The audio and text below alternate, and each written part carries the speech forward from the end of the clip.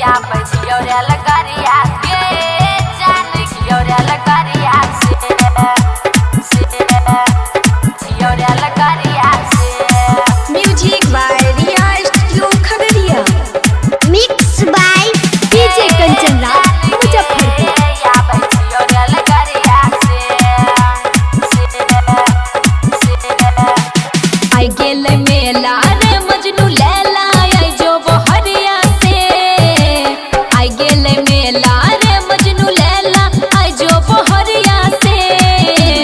गे जान गे या बजियो रे लगरिया से। अच्छा गे जान गे या बजियो रे लगरिया से।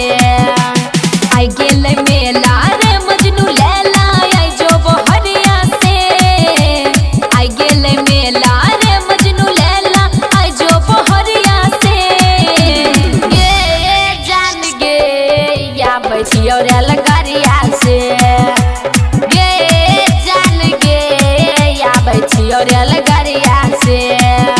तो देर की बात के या छा बजियो रे लगरिया के जान जियो रे लगरिया से। Mix by DJ Kanchan Raj Muzaffarpur. Singing by Sachin Chaudhary. जल्दी से आवे मन भेल छै बेचैन रे। तोरे डगरिया देखे सुतै नहीं छै नैन रे। बुझली नहीं छै नैन रे। जल्दी से आवे मन भेल छै बेचैन रे। तोरे डगरिया देखे सुतै नहीं छै नैन रे। टिकट कटलियो नर्क धरलियो कानपुर नगरिया से। टिकट कटलियो नर्क धरलियो कानपुर नगरिया से। गे जान गे या बजियो रे लगरिया से। गे जान गे या बजियो रे लगरिया से। या बजियो रे लगरिया के जान जियो रे लगरिया से। Mix by DJ Kanchan Raj Muzaffarpur. दिला खुश भैया करतो पूरा तोहर यास गे। सचिन चौरा पकले विश्वास गे।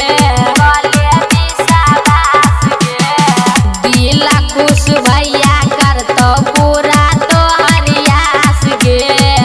सचिन चौरा पकले विश्वास गे। झुमका नथियाली है सवरिया खगड़िया जिला से। झुमका नथियाली है सवरिया खगड़िया जिला से। गे जान गे या बजियो रे लगरिया से। गे जान गे या बजियो रे लगरिया से। आई गेल मेला रे मजनू लैला आई जो बहरिया से।